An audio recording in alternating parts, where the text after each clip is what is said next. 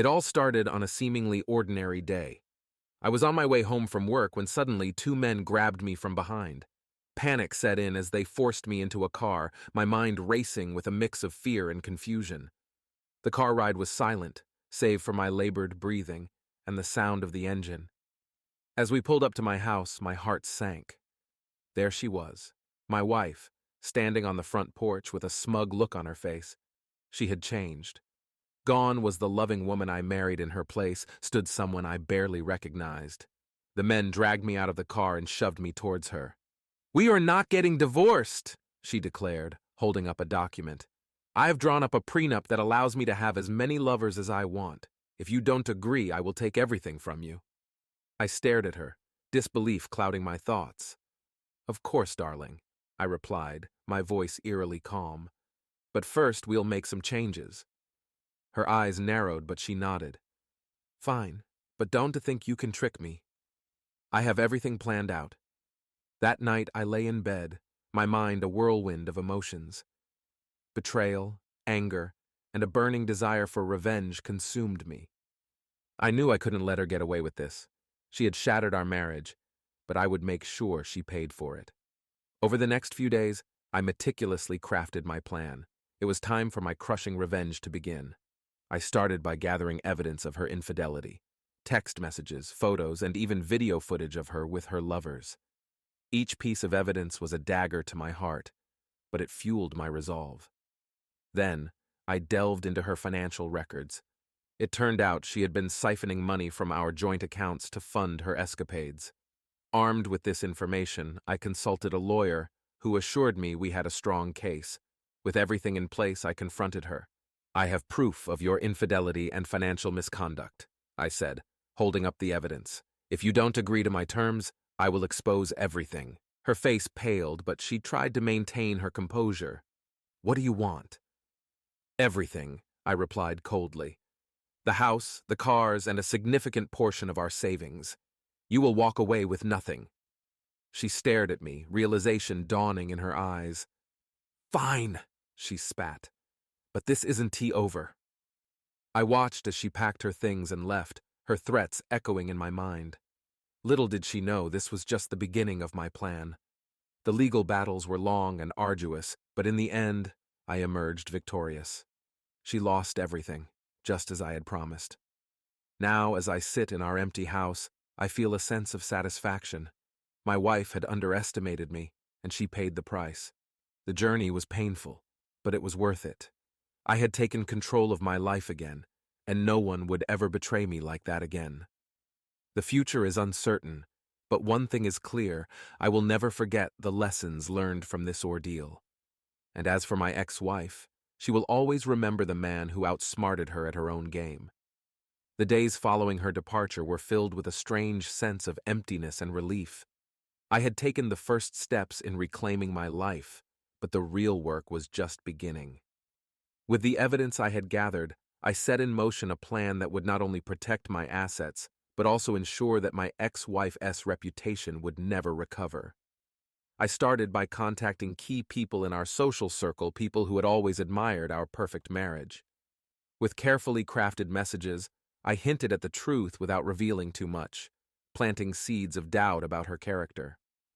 My lawyer also helped leak the financial records to select individuals, ensuring that the story of her betrayal and financial misdeeds would spread quietly but effectively. Next, I turned my attention to the house. I wanted to rid it of any trace of her. I hired a team to redecorate and renovate, transforming our once shared space into a sanctuary for myself. Every room was purged of her presence, replaced with my own touches. It was therapeutic, a way to reclaim my territory and identity. Amidst the renovations, I received a surprising visit. One of her former lovers, a man named Jack, showed up on my doorstep. He looked as though he hadn't slept in days. "Can we talk?" he asked, his voice shaky. I hesitated, then nodded. "Sure, come in."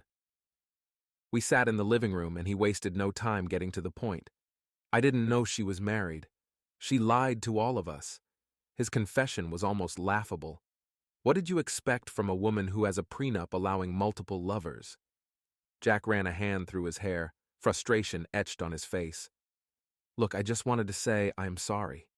If I had known, I would never have gotten involved. I nodded, accepting his apology. It's done now. Just stay away from her.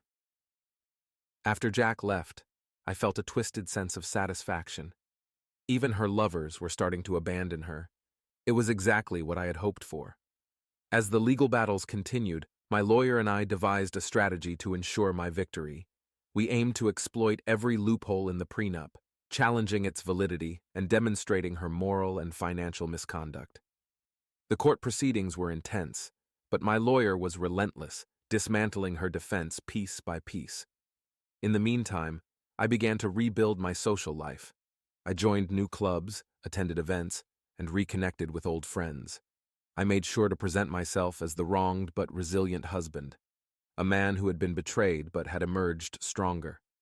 It wasn't too long before word spread, and sympathy began to shift in my favor. One evening, while attending a charity gala, I encountered an old acquaintance, Elizabeth. We hadn't seen each other in years, but the connection was immediate. She had always been intelligent and compassionate, qualities I had always admired. "I heard about what happened," she said softly. "I'm so sorry." "Thank you, Elizabeth," I replied. "It's been a tough journey, but I'm getting through it." We spent the evening talking, and for the first time in a long while, I felt a genuine sense of hope. Elizabeth and I started seeing each other regularly, and our bond grew stronger with each meeting. She was a stark contrast to my ex-wife, honest, supportive, and caring. As the court case drew to a close, the judge ruled in my favor. My ex-wife was left with nothing, just as I had demanded. The victory was bittersweet, but it was a necessary step in my path to recovery. With the legal battles behind me and a new relationship blossoming, I finally felt a sense of peace. The future looked promising, and I was ready to embrace it. With the court case settled and my ex-wife stripped of everything, I knew the final stage of my plan was near. I wanted to ensure that she would never be able to rebuild her life as easily as she had shattered mine. It was time for the final blow, a move that would cement her downfall and my victory. I began by reaching out to the media. I had kept all the juicy details of the case out of the public eye, but now it was time to use that information to my advantage. I contacted a trusted journalist friend, providing them with all the evidence of her infidelity, financial misconduct, and the outrageous prenup. The story was too scandalous to resist, and soon it was all over the news. Headlines screamed about the cheating wife who tried to destroy her husband. Her name became synonymous with betrayal and deceit. The court of public opinion turned against her swiftly and mercilessly. Social media was ablaze with discussions, most condemning her actions and expressing support for me. Elizabeth stood by my side throughout this entire ordeal. She was my rock, offering unwavering support and understanding. We grew closer, our relationship blossoming into something beautiful amidst the chaos. She helped me see that there was a life beyond revenge, a future filled with possibilities and happiness. One day, as we were having dinner, Elizabeth looked at me thoughtfully. "You've won, you know. She's lost everything. Isn't it time to let go and move on?" Her words struck a chord. I had been so consumed with my revenge that I hadn't thought about what came next. But she was right. It was time to let go of the past and embrace the future. The next morning, I decided to take one last step to close this chapter of my life. I reached out to my ex-wife, asking her to meet me at a neutral location. Surprisingly, she agreed. We met at a quiet cafe. She looked worn and defeated, a shadow of the woman she once was. "What do you want?" she asked, her voice devoid of the confidence it once held. "I wanted to see you one last time," I said calmly, "to tell you that it's over. I forgive you, not because you deserve it, but because I deserve peace." She stared at me, a mixture of relief and disbelief in her eyes. "I don't know what to say." "There's nothing left to say," I replied. "Just know that you've lost everything because of your own choices. Goodbye." As I walked away, I felt a weight lift off my shoulders. For the first time in a long while, I felt free. I had taken my revenge, and now it was time to rebuild my life. Back home, Elizabeth was waiting for me. I told her about the meeting, and she smiled. "I'm proud of you. You're finally free." "Yes," I said, pulling her into a hug. "I am. With my ex-wife's reputation in ruins and my own life on the mend, I looked forward to the future with Elizabeth.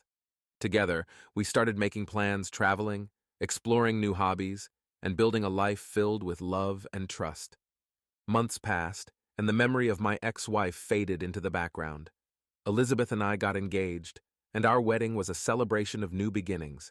Surrounded by friends and family, I felt a sense of joy and fulfillment I had never thought possible. As we exchanged vows, I realized that my journey of revenge had led me to something far more valuable, a second chance at happiness. Elizabeth was my new beginning, and with her by my side, I knew I could face anything. The past was behind me, and the future was bright. I had taken control of my life again, and nothing would ever make me feel powerless or betrayed. The final blow to my ex-wife had been delivered, but more importantly, I had found peace and love. After the wedding, Elizabeth and I settled into our new life together. We moved into a beautiful house in a quiet neighborhood, a fresh start away from the memories of the past. It was a time of healing and rebuilding, both emotionally and physically. We took on various projects together, turning our new house into a home. Elizabeth loved gardening, and she transformed the backyard into a lush green sanctuary. I found solace in woodworking, creating custom furniture that added a personal touch to every room. These activities were therapeutic, a way to channel our energy into something positive. Our weekends were filled with laughter and love. We explored the local parks, tried out new restaurants, and even started taking dance classes. Elizabeth's joy was infectious, and I found myself smiling more than I had in years. The dark cloud of my past was slowly but surely lifting, replaced by the bright light of our future. One evening, as we sat on the porch, watching the sunset, Elizabeth turned to me with a thoughtful expression. "Have you thought about what you'd like to do next?" I glanced at her, a smile tugging at my lips. "What do you mean?" "Well, we've been focusing on settling in and rebuilding, but what about your career? Your dreams? What do you want to achieve now?" Her question made me pause. For so long, my focus had been on surviving the storm of my divorce and exacting my revenge.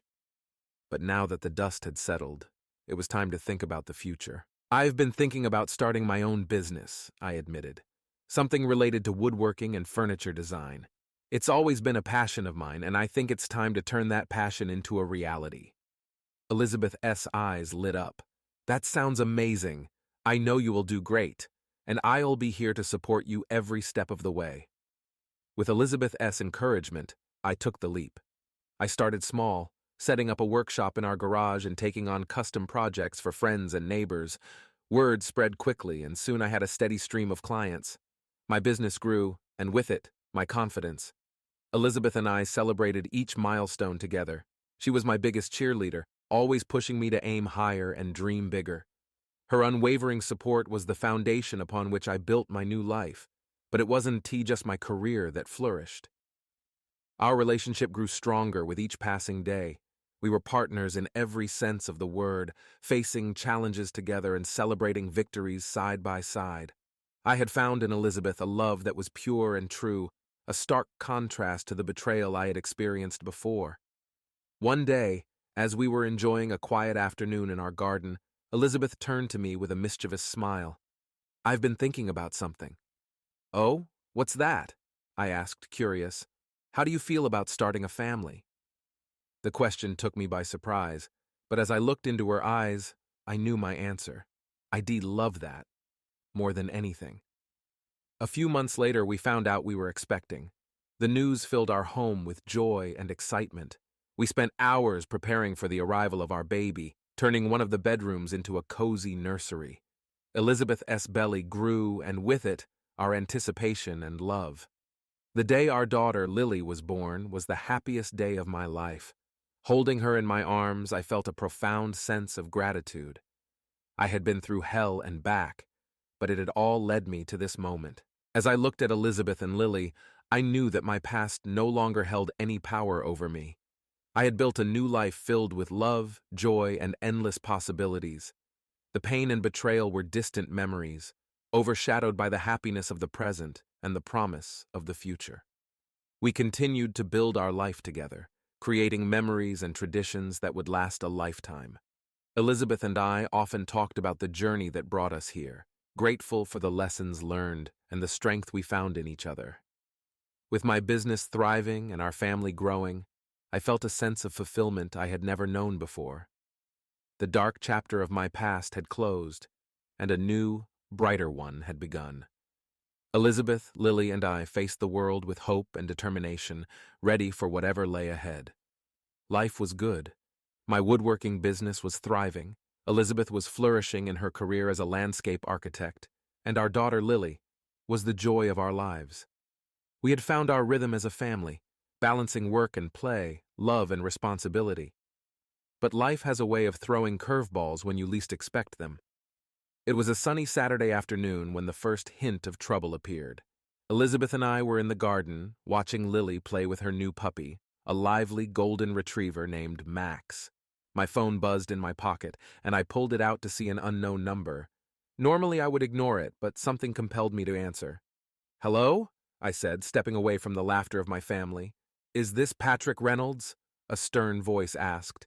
"Yes, it is. Who's calling?" "This is Detective Laura Anderson with the local police department. We need to speak with you regarding an ongoing investigation." My heart skipped a beat. "An investigation? What is this about? It is best if we discuss this in person. Can you come down to the station?" Yes, of course," I stammered. "I'll be there shortly." I ended the call and turned back to Elizabeth, who was now looking at me with concern. "What's wrong, Patrick?" "I'm not sure," I admitted. "The police want to speak with me about an investigation. They didn't say what it was about." Elizabeth's brow furrowed. "Do you need me to come with you?" "No, it's okay. Stay here with Lily. I'll call you as soon as I know what is going on." I kissed her and Lily goodbye, trying to keep my anxiety at bay as I drove to the police station. When I arrived, Detective Anderson was waiting for me. She was a tall woman with sharp eyes and an air of authority.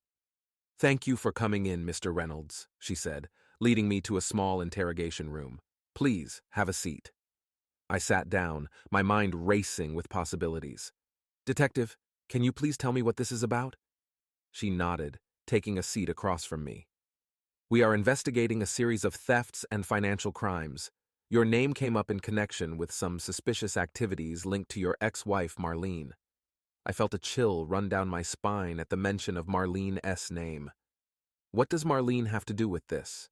We believe she has been involved in a network of financial fraud.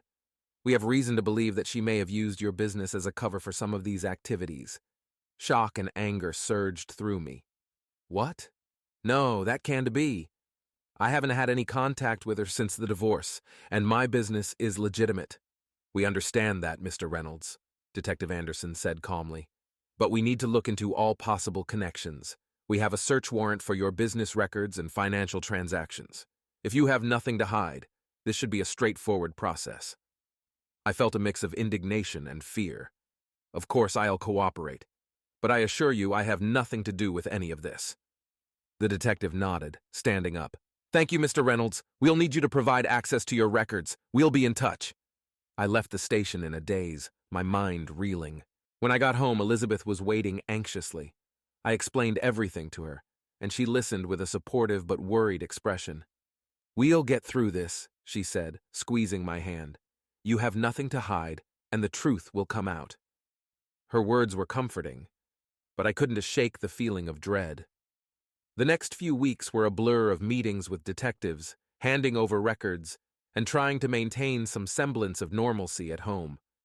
Elizabeth and Lily were my anchors, keeping me grounded through the storm. One evening, just as I was starting to believe that this nightmare would soon be over, I received another call from Detective Anderson.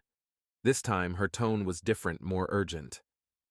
"Mr. Reynolds, we need you to come to the station immediately. We have new information that requires your attention." I drove to the station, my heart pounding. When I arrived, Detective Anderson looked grim. "We've uncovered more evidence," she said, leading me back to the interrogation room. "It is worse than we thought." She placed a stack of documents in front of me. As I skimmed through them, my blood ran cold. They detailed a complex web of transactions and shell companies, all linked back to Marlene, but my name was all over them as well. "This is impossible," I whispered. I've never seen any of this before. We believe Marlene has been forging your signature and using your business as a front without your knowledge, Detective Anderson explained. But proving that will be difficult. The weight of her words sank in. My life, my business, everything I had rebuilt was in jeopardy, and the person responsible was the one who had already caused me so much pain. What is going to happen now? I asked, my voice barely steady. We'll continue our investigation and work to clear your name, she said, but you need to prepare for a long battle ahead. As I left the station, the full gravity of the situation hit me. Marlene was back in my life, not in person, but through the shadow of her actions. It was an unexpected twist I hadn't seen coming, and it threatened to unravel everything I had worked so hard to rebuild. Back at home, Elizabeth held me tight as I told her the latest developments. "We'll fight this together," she said fiercely, "no matter what." Looking into her eyes, I knew she meant it.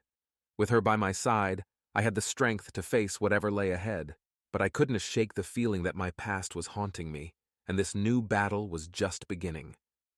The following weeks were a whirlwind of legal battles and emotional turmoil.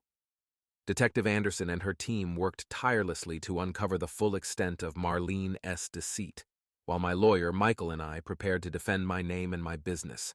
It was an uphill battle, but I refused to let Marlene S. actions destroy the life I had rebuilt.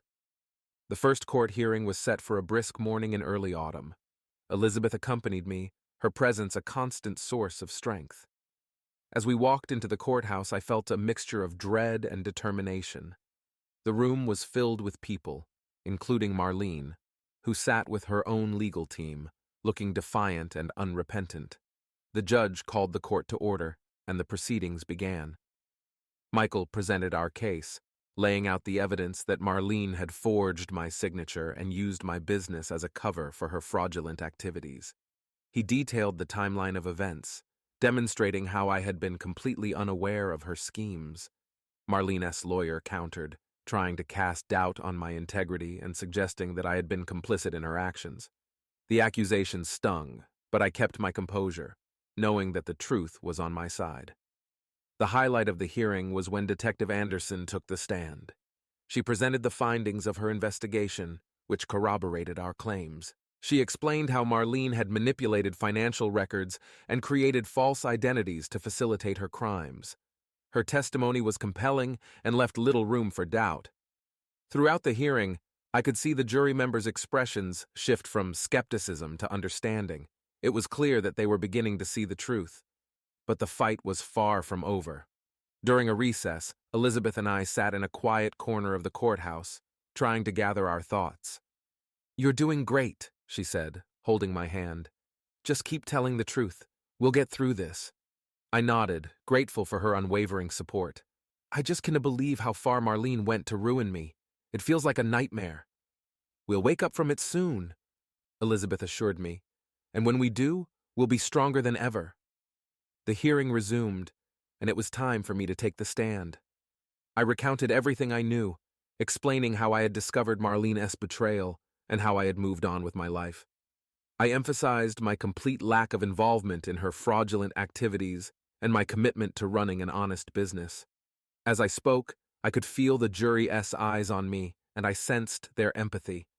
They saw a man who had been wronged and was fighting to reclaim his life. When I finished, I glanced at Elizabeth, who gave me a reassuring smile. The cross-examination was intense, with Marlene's lawyer attempting to trip me up and cast doubt on my testimony. But I remained calm and consistent, knowing that the truth was my strongest weapon. Finally, the hearing drew to a close. The judge announced that a decision would be made in a few days, and we were free to leave. As we exited the courthouse, I felt a mixture of exhaustion and relief. "How do you think it went?" I asked Michael as we stood outside. "You did great, Patrick," he said. "The jury seemed to respond well to your testimony. I am optimistic." Elizabeth and I went home, trying to resume some semblance of normalcy while we awaited the verdict. It was a tense time, but we leaned on each other for support. Our love and determination to get through this together kept us going. A few days later, the call came. Michael informed us that the judge had ruled in our favor. The court recognized my innocence and found Marlene guilty of fraud and forgery. It was a victory, but it felt bittersweet. The relief of clearing my name was tempered by the lingering pain of Marlene's betrayal. As we celebrated the verdict, Elizabeth hugged me tightly. "We did it, Patrick. We fought and won." "Yes, we did," I agreed, holding her close. "But now it's time to move forward and put all this behind us." We decided to take a much-needed vacation to celebrate the end of the legal battle and to reconnect as a family. We chose a cozy cabin in the mountains, far away from the chaos and stress of recent months. It was a chance to relax, recharge, and focus on what truly mattered. The mountain air was crisp and invigorating. We spent our days hiking, exploring, and simply enjoying each other's company. Lily was delighted with the adventure, and her laughter echoed through the forest. It was a healing experience, reminding us of the beauty and joy in life. One evening, as we sat by the fireplace, Elizabeth turned to me with a thoughtful expression. "We have been through so much, Patrick, but I believe it's just made us stronger. I want us to always remember how far we've come and how much we mean to each other." I nodded, feeling a deep sense of gratitude. "I couldn't have done it without you, Elizabeth. You are my rock, and I love you more than words can say." Tears glistened in her eyes as she smiled. "I love you too, Patrick. Let's make a promise to cherish every moment and never take our happiness for granted." We sealed our promise with a kiss, the warmth of the fire enveloping us. In that moment, I realized that despite the hardships, we had emerged stronger and more united. The battle had tested us, but it had also revealed the depth of our love and resilience. As we returned home from our vacation, I felt a renewed sense of purpose. The past was finally behind us, and the future was bright. Elizabeth and I continued to build our life together, creating new memories and embracing every opportunity. Returning from our mountain retreat, Elizabeth and I were filled with a sense of renewal and optimism.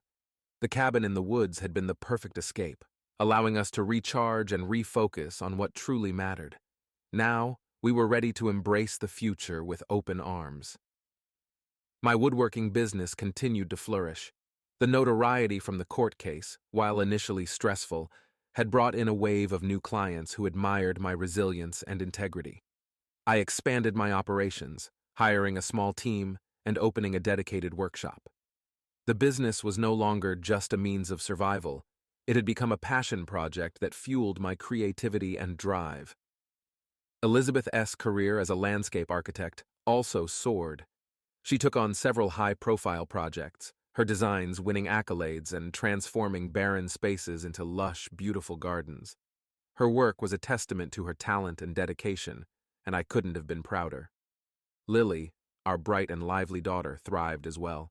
She started kindergarten, and we watched with joy as she made new friends and embraced her love of learning. Every day with her was a reminder of the simple pleasures in life and the importance of family. One evening, after putting Lily to bed, Elizabeth and I sat on the porch, enjoying a quiet moment together.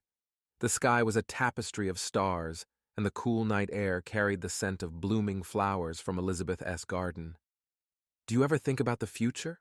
Elizabeth asked, her voice soft and contemplative. "All the time," I replied, taking her hand in mine, "especially now that we have come through so much. I think about what we can achieve together, the places we'll go, the memories we'll make." She smiled, leaning her head on my shoulder. "I love that. I want us to dream big, Patrick, to live a life full of adventure and love." "I couldn't agree more," I said, kissing her forehead. "What do you dream of, Elizabeth?" "I dream of traveling the world with you and Lily," she said, "of showing her the wonders of different cultures and landscapes. I dream of continuing to create beautiful spaces that people can enjoy. And I dream of growing old with you, surrounded by the life we've built together." Her words filled me with warmth and inspiration. "Let's make those dreams a reality. Let us plan our next adventure." That night, we started making plans. We mapped out trips we wanted to take, from exploring the historic streets of Rome to hiking through the lush rainforests of Costa Rica. We talked about expanding our family, dreaming of giving Lily a sibling to share her adventures with. Our first big trip was to Europe, We spent 3 weeks traveling through Italy, France, and Spain. It was an incredible journey, filled with breathtaking sights, delicious food, and unforgettable experiences. Watching Lily's eyes light up as she saw the Eiffel Tower for the first time or tasted gelato in Florence was a joy beyond words. Back home, we continued to nurture our dreams. Elizabeth's projects became even more ambitious, and I took on larger commissions, including designing custom pieces for luxury hotels and private residences. Our home was a sanctuary of creativity and love, a place where we could always find peace and happiness. One sunny afternoon, as we were working in the garden, Elizabeth turned to me with a twinkle in her eye. "Patrick, I have some news." "What is it?" I asked, intrigued by her excitement. "We're going to have another baby," she said, her smile radiant. Joy and surprise flooded through me. "Really? That's incredible." We hugged, laughter and tears mingling as we celebrated the news. Lily was ecstatic when we told her, already dreaming of all the things she would teach her new sibling. As the months passed, we prepared for the arrival of our second child. The nursery was filled with handmade furniture and decorations, each piece a labor of love.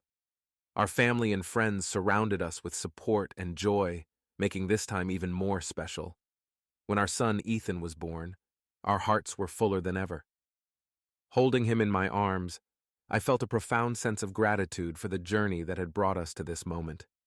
The hardships and challenges we had faced had made us stronger and more appreciative of the blessings in our lives.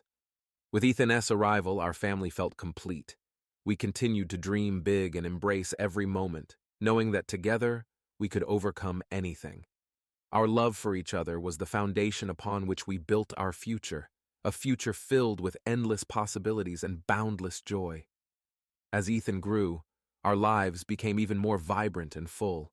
Lily took to her role as a big sister with enthusiasm, always eager to help with her little brother. Watching our children interact, their laughter filling our home, was a constant source of joy and pride for Elizabeth and me. My woodworking business continued to thrive, and I decided to expand even further. With Elizabeth's encouragement, I opened a second workshop in a neighboring town. This new venture allowed me to reach a broader market and provided opportunities for mentorship and community engagement. I began offering woodworking classes, sharing my skills and passion with others, and fostering a sense of creativity and craftsmanship in the community. Elizabeth's career also reached new heights. She was invited to speak at international conferences, sharing her innovative designs and sustainable practices. Her projects continued to receive acclaim, and she became a sought-after expert in her field. We often traveled together for her speaking engagements, turning them into family trips where we explored new places and created lasting memories. One evening, after returning from a particularly successful conference in Japan, Elizabeth and I sat down to discuss the future of our careers and how we could balance our professional ambitions with our family life. We wanted to ensure that our children grew up with strong values and a sense of adventure. "Patrick," Elizabeth began, "I've been thinking about our legacy. What kind of world do we want to leave for Lily and Ethan?" I pondered her question, realizing its depth. "I want to leave them a world where they can pursue their passions, where creativity and hard work are valued. I want them to understand the importance of integrity and resilience, just like we've learned." Elizabeth nodded, her eyes shining with determination. "I agree, and I think we can do even more to contribute to that vision. What if we started a foundation, something that supports young artists and designers, provides scholarships, and promotes sustainable practices in our industries?" Her idea was inspiring. "That sounds incredible, Elizabeth. A way to give back and ensure that our values continue to shape the future." We spent the next few months planning and establishing the Reynolds Foundation. It was a labor of love, combining our passions and skills to create something that would have a lasting impact. The foundation offered grants and scholarships to young creatives, supported community projects, and promoted environmental sustainability in the arts and design fields. Launching the foundation brought a new sense of purpose and fulfillment to our lives. We saw firsthand the difference we were making, from the joy on a student's face upon receiving a scholarship to the transformation of a community space through a collaborative project. Our children also became involved, learning the importance of giving back and the power of collective effort. As the foundation grew, so did our family adventures. We traveled to different countries, often combining our work with exploration and cultural exchange. We visited art galleries, historical landmarks, and natural wonders, broadening our horizons and deepening our appreciation for the world's diversity. One memorable trip was to Kenya, where we participated in a community project supported by our foundation. We worked alongside local artisans to build a community center, sharing skills and stories. The experience was transformative, not just for the community, but for our family as well. Lily and Ethan learned about different cultures and the importance of collaboration and empathy. Back home, our lives were a blend of routine and adventure, creativity and love. We cherished the simple moments like family dinners and bedtime stories as much as the grand adventures. Our home was a place of warmth and laughter, a testament to the journey we had taken and the dreams we continued to pursue. As the years passed, we watched our children grow, proud of the people they were becoming. Lily developed a love for art, her talent evident in the beautiful paintings that adorned our home. Ethan showed an early interest in science, always curious and eager to learn. We supported their passions, encouraging them to follow their dreams and make a positive impact on the world. One evening, as we sat on the porch, Elizabeth turned to me with a contented smile. "We've built something beautiful, Patrick. Our family, our foundation, our lives, it is all a testament to our love and resilience." I took her hand, feeling a profound sense of gratitude. "Yes, we have, and I couldn't have done it without you." We sat in comfortable silence, watching the stars, knowing that whatever the future held, we would face it together. Our journey had been filled with challenges and triumphs, but through it all, we had remained united, driven by love and a shared vision for a better world. One evening, as the sun dipped below the horizon and the sky painted itself in hues of orange and pink, we were preparing for a quiet family dinner. Elizabeth was setting the table, Lily was helping her, and Ethan was playing with Max in the yard.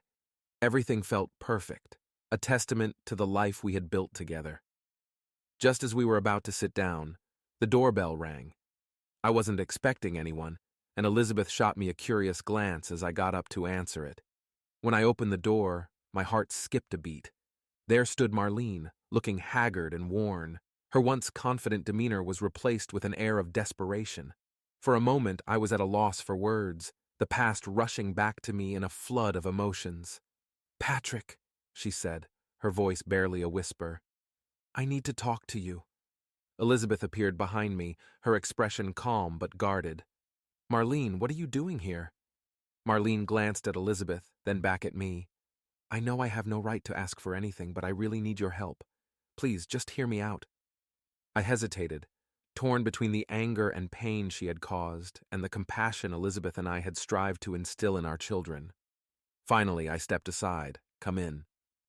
We led her to the living room where she sat down, looking around at the home we had built, a stark contrast to the life she had led since our divorce. Elizabeth and I sat across from her, waiting for her to speak. "Thank you for seeing me," Marlene began, wringing her hands. "I know I don't deserve your kindness, but I am in trouble. Big trouble." Elizabeth raised an eyebrow. "What kind of trouble?" Marlene took a deep breath, tears welling in her eyes. "I've been involved with some dangerous people. After everything fell apart, I got mixed up with a group that promised to help me get back on my feet, but they were using me for illegal activities. Now they are after me because I tried to leave. I have nowhere else to go." I felt a surge of conflicting emotions. Part of me wanted to turn her away, to let her face the consequences of her actions. But another part of me remembered the woman I had once loved, the good times we had shared before everything went wrong. "What do you want from us, Marlene?" I asked, my voice steady. "Just a place to stay for a little while," she pleaded. "Just until I can figure out what to do next. I won't to cause any trouble, I promise." Elizabeth looked at me, her eyes full of understanding and support. "Patrick, it's your decision." I took a deep breath, then nodded. "You can stay in the guest room for a few days, but we need to set some ground rules. No contact with anyone involved in your past activities. and you need to find a way to resolve this situation quickly. Marlene nodded, relief washing over her face. Thank you. I promise I'll do my best to make things right. Over the next few days, Marlene kept to herself, trying to stay out of our way.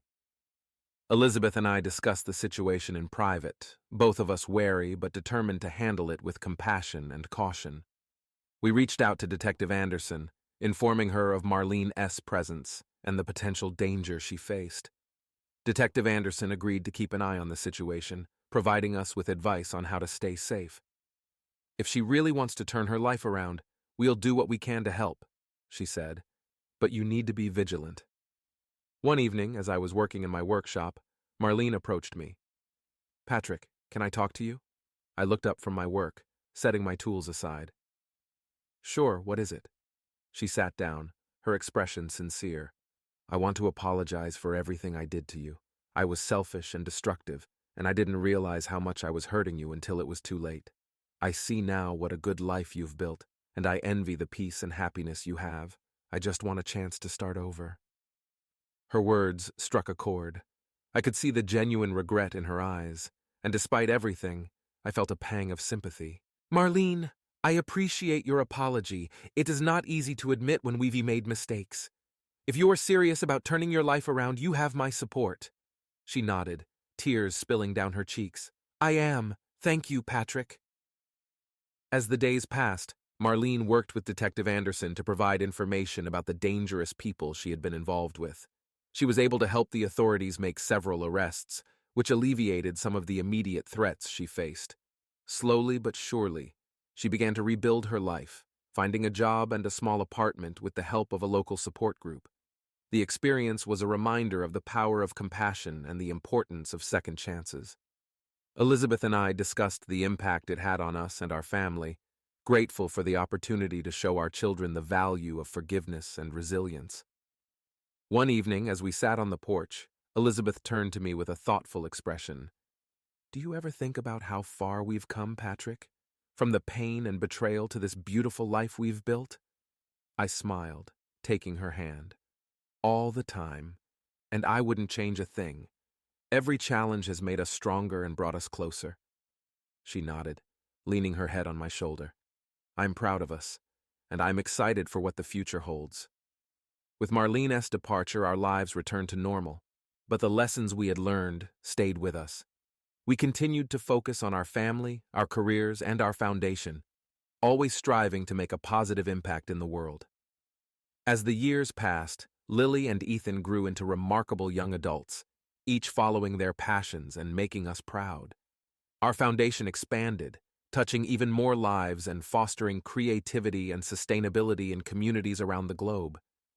Elizabeth and I traveled, explored, and cherished every moment together. We knew that life was unpredictable and that challenges could arise at any time, but we also knew that together we could face anything. Years passed, and our family continued to thrive. Lily and Ethan blossomed into young adults with bright futures ahead of them. Lily pursued a career in art, her paintings gaining recognition and acclaim. Ethan, driven by his curiosity and love for science, was accepted into a prestigious university to study environmental engineering. Elizabeth and I watched with pride as our children carved their own paths. Our foundation had grown significantly, supporting numerous artists and designers and promoting sustainability initiatives worldwide. Our lives were full of purpose and fulfillment, but we knew there was always room for new adventures and challenges. One crisp autumn day, as we were enjoying a family picnic in our favorite park, Lily and Ethan shared exciting news with us. Mom, Dad, Lily began, her eyes sparkling with excitement. I've been offered an artist residency in Paris.